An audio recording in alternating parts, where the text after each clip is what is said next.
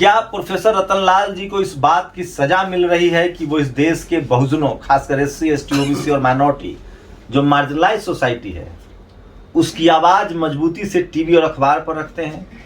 क्या प्रोफेसर रतनलाल को इस बात की सजा दी जा रही है कि उन्होंने पिछले 1 साल के अंदर 2 बहुजन समाज के बच्चों को, एक लंदन और एक जर्मनी भेजने का काम किया, जिसमें 25 लाख रुपए और 15 लाख रुपए की आर्थिक मदद मुहैया कराई?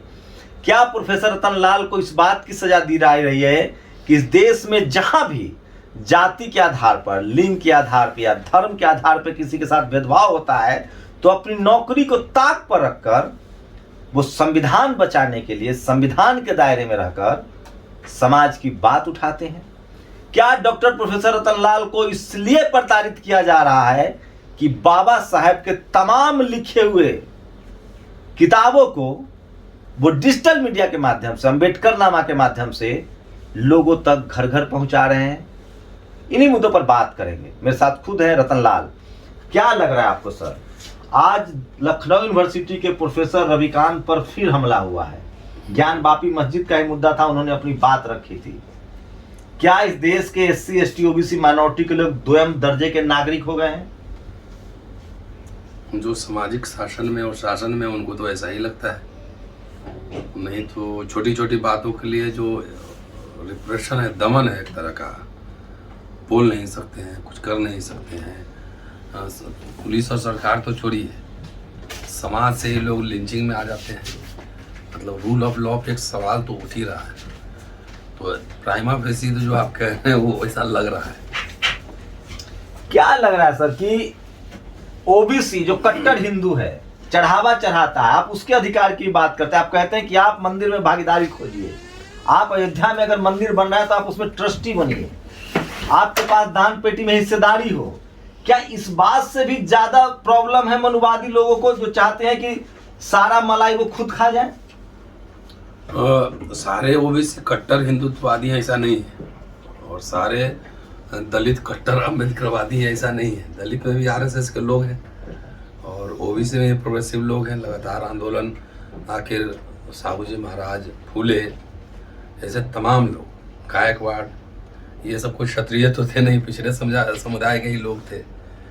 तो ये बात सही है कि अगर आप हिंदू हैं तो जो हिंदू संस्थान है, रिसोर्सेज हैं, उसमें आपको समुचित भागीदारी मिले।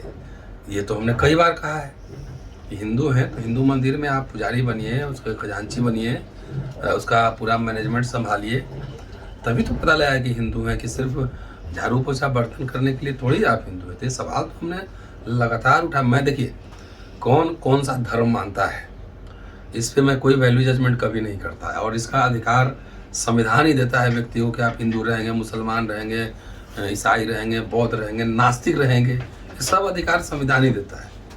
तो उनको लगे, जब तक लग रहा है कि वो हिंदू ठीक है तो रहे। हो सकता है बहुत सारे लोग छोड़ भी रहे, तो लेकिन जब तक जहाँ जिस समाज, जिस व्यवस्था के अंदर हैं, उनको तो उसमें एकदम बराबर का सम्मान और बराबर की हिस्सेदारी मिलती रहनी चाहिए। ये तो लेकिन लोग, ज्यादातर लोग कह रहे हैं कि रतनलाल जी मुसलमानों का भी पक्ष रखते हैं, वो मुस्लिम के अधिकारों की भी बात करते हैं। ये इसके लिए भी आपको टारगेट किया जा रहा है? पैकेज डील है, पैकेज डील है। CA/NRC पर तो बोला ही था ना मैं, कितने दर्जनों सभाएं में मैंने बोला होगा। तो ये तो है ही, पूरा पैकेज है। लेकिन आप अगर देखिएगा हमारा वीडियो सब, तो अम्बेडकर के रेफरेंस मैंने कई बार ईसाइयों में, मुस्लिमों में बहुत सा जो रूढ़िवाद है, जो मिसअंडरस्टैंडिंग है, उस पर भी मैंने चर्चा की है, उस पर भी चर्चा की है। लेकिन लार्जली ये संविधानी माइनॉरिटी को प्रोटेक्शन देता है। तो हर न्यायप्रिय संविधान को मानने वाले इंसान की जरूरत का काम है कि उनको प्रोटेक्ट करें। लेकिन आप कॉलेज में है, सेटल है, आपको क्या जरूरत है ये बात कहने की जाट कॉलेजियम सिस्टम ठीक नहीं है, जाट, गुर्जर, कुर्मी, कुशवाहा, पटेल, मराठा, कोई सुप्रीम कोर्ट में आज तक जज नहीं बन पाया। लोगों को लग रहा है कि आप जो मनुवाद है, जो ब्राह्मणवाद है, उसके खिलाफ पूरे सामाजिक चेतना फैला रहे हैं। चाहे आप लोग लिखते हैं कि ठाकुर जज नहीं है, अभी सुप्रीम कोर्ट में एक भी राजपूत जज नहीं है। आप काशी प्रसाद जायसवाल का गुणगान करते हैं, आप VP सिंह का गुणगान करते हैं, आप अर्जुन सिंह का गुणगान करते हैं, आप जाट, गुर्जर, मराठा, पटेलों की भागीदारी का सवाल करते हैं। तो इससे लोगों को लग रहा है कि आप पूरे जो शोषित वंचित समाज है उसके एक प्रतीक बन गए और इसलिए आपको कंट्रोल करना बहुत जरूरी है। शायद हो सकता है, लेकिन जाहिर है कि भारत विविधता का देश है। जाट गुजर भी सुप्रीम कोर्ट में जज बनने चाहिए। और आपने 2 बच्चों की बात की है, उसको भेजने में आपका भी सहयोग था। नेशनल दस्तक भी उस मुहिम में शामिल था, पूरा अम्बेडकर नामा और नेशनल दस्तक। वो पहला बच्चा जो LLM करने गया है लंदन यूनिवर्सिटी, वो ओबीसी समाज का है। तो हम तो ऐसे छात्र जो कि जाट गुर्जर समुदाय से हैं और अच्छे हैं, बढ़िया हैं पढ़ने में, उनको भेजना हो विदेश तो उनके लिए भी काम करेंगे। और उनको अवेयर करना ज़रूरी है कि भाई सब काम से, परंपरागत काम से निकलो, पढ़ो लिखो, ऑक्सफोर्ड कैम्ब्रिज जाओ, जज बनो, अटॉर्नी जनरल बनो, वकील बनो, बढ़िया अकाउंट मतलब फाइनेंस एक्सपर्ट बनो, इकोनॉमिस्ट बनो। तो ये तो भाई हम शिक्षक हैं और विश्वविद्यालय में एक ऑटोनॉमी हमें होती है, और कोई भी गैर संवैधानिक अगर बात करेंगे तो चाहे कोई भी हो तो उसके ऊपर कार्रवाई होगी। लेकिन मैंने जितना काम किया है और जितनी बातें मैं रखता हूँ वो सब संवैधानिक दायरे में ही बात है। जब पूरे शिक्षा का निजीकरण हो रहा है, लोग बोलने वाले बहुत कम लोग बचे हैं, तो आखिर बहुजन जमात के आने वाले बच्चों को ट्रेंड तो करना होगा ना। तो अब मैंने अभी पढ़ा सोशल मीडिया के ऑक्सफोर्ड सहित दुनिया की टॉप 9 यूनिवर्सिटी से भारत आने से मना कर दिए। तो हमें यहाँ से बच्चों को ट्रेंड करके ऑक्सफोर्ड कैम्ब्रिज हार्वर्ड भेजना पड़ेगा। लोग पढ़ लिख के आएँ, बहस पैदा करें, संविधान पे बात हो, तमाम डाइवर्सिटी पे बात हो, फ्रीडम ऑफ एक्सप्रेशन में बात हो। तो ये तो हमारा एकदम नैतिक जिम्मेदारी है। क्या लगता है इसीलिए जो जातिवादी मीडिया जिसको हम लोग मनु मीडिया कहते हैं वो आपको टारगेट कर रहा है, इस मामले को तुल दिया जा रहा है और आपको दिखाया जा रहा है कि आप एक धर्म विशेष के खिलाफ हैं? चलिए, बहुत दिन से उनका गुबार था मुझे लेकर, तो शायद वो निकल रहा होगा। और यही नहीं, अपना चोला भी उतार कर दिखा रहे हैं, जो चौथा खंबा, सेकुलर, डेमोक्रेटिक है ना, एलीट, तो उनका चरित्र भी सामने जो है आ रहा है ना इस मुद्दे पे। मैंने देखा है बहुत सारे ब्लू टिक वाले, arrest professor Ratanlal, arrest professor Ratanlal. सब कुछ का एक कानूनी प्रक्रिया है ना जी। ऐसे थोड़ी ही किसी को जाएंगे सीधा रोड पे फांसी पे लटका देंगे। अगर मैंने कोई गैर संवैधानिक काम किया है मेरे से इस देश में, तो मैं तो कह ही रहा हूँ कि बहुजनों के अधिकार, हक हकूक के लिए कई धरना प्रदर्शन से लेकर लेख किताब लिखना, ये काम मैंने किया है। लेकिन कोई गैर संवैधानिक काम नहीं था। अगर मैंने कोई किया है तो उसका कानून है ना, उसकी तरीका है ना। आपको धमकी दी जा रही है क्या? कोई phone records, call, social media पर मैंने देखा है, डीडी न्यूज में काम करने वाला श्रीवास्तव पत्रकार है, उसने लिखा है 2 पोस्ट में, क्या आपको व्यक्तिगत रूप से भी धमकियां दी जा रही है? बहुत ज्यादा। और सोशल मीडिया उठा कर देखिए तो कितने हजार लोग गाली गलौज, सब कुछ जातिगत टिप्पणी, गालियां मार देंगे, देख लेंगे तो वही हाल होगा, ये होगा। ये सब डिजिटल मीडिया तो पढ़े लिखे लोग ही चलाते हैं। इसका मतलब कि इनकी दिलचस्पी भी संविधान में नहीं। धमकी तो मिली है मुझे, क्या मेरे बेटे को भी मिली है, मैसेंजर में आता है धमकी। तो बेटा भी मेरा बहादुर है, बेटी भी बहादुर है, सब घर में बहादुर है, कोई डरता उड़ता नहीं। तो ये तो हाल है इस देश में। ऐसे लग रहा है कि जैसे मैं पाकिस्तानी आदमी हूँ और मैंने कुछ आके यहाँ पे ऐसा कुछ क्रिएट कर दिया है कि जिससे हम देश बट रहा है। आप लोग संविधान मानने वाले लोग हैं, बाबा साहब के स्टैचू है आपके घर के बाहर। आप सरकार से क्या मांग करते हैं इस तरह के लोग जो आपको थ्रीट कर रहे हैं, धमकियां दे रहे हैं? देखिए, हर पार्टी का अपना यूएसपी होता है। कांग्रेस का यूएसपी कुछ और था, बीजेपी का कुछ और है। लेकिन जब आप सरकार में आ जाए ना और संविधान की शपथ ले रहे हैं, तो संविधान और उसके प्रोविजंस की रक्षा करना बहुत जरूरी है। अगर मैंने कोई गलती की है तो कानून अपने हिसाब से उसको देखेगा, सजा देगा। लेकिन ऐसे असामाजिक लंपट तरह के जो लोग हैं, जो गाली गलौज करते हैं या धमकी देते हैं, मारते हैं, छुप के मारते होंगे, ऐसा नहीं कि कह के आ रहा है कि हम आ रहे हैं आज देखेंगे, छुप के हमला करते हैं झुंड में। तो वैसे लोगों के खिलाफ जो है कानूनी कार्रवाई की जाए। ये जो प्रोफेसर रविकांत पर जो लखनऊ में जिस तरह से हुआ है, इसको लेकर क्या कहेंगे? मैंने बात की थी, मैंने इंटरव्यू किया था, मैं अम्बेडकर नामा में, आप देख भी सकते हैं।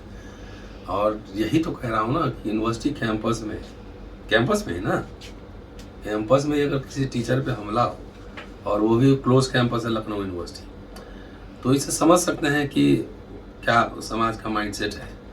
सब इतना हड़बड़ी है, तुरंत सजा देने की हड़बड़ी है। अरे भाई ऐसा मत करो, ये बनाना रिपब्लिक बन जाएगा। तो सबको सजा देने की जो आदत पड़ी हुई है, अगर लोग जग जाएंगे और तो पता नहीं कौन किसको सजा देने लगेगा। तो आप किस तरफ लेकर जा रहे हैं इस समाज को, इस व्यवस्था को। यूनाइटेड नेशन कमीशन का जो रिपोर्ट है आपने देखा होगा, इसमें कितनी टिप्पणी तल्ख टिप्पणी उसमें की गई है। इसमें बेसिकली ये सब धर्म से ज़्यादा राजनीति है। और रविकांत हो, चाहे मैं हूँ, चाहे ऐसे लिखने पढ़ने वाले लोग हों, उनको इस तरह से टेरराइज करके, वो मुझे नहीं, वो पूरे समाज को मैसेज देना चाहते हैं कि जब इन लोगों को नाप दिए तो तुम लोग शांत रहो, तो तुम भी ना पा जाओ। तो मैं ये कहना चाहता हूँ कि कोई घबराहट नहीं, कोई डरा वरा नहीं हूँ। कानून के हिसाब से जो होगा वैसे हम लोग करेंगे, वकील से राय लेंगे।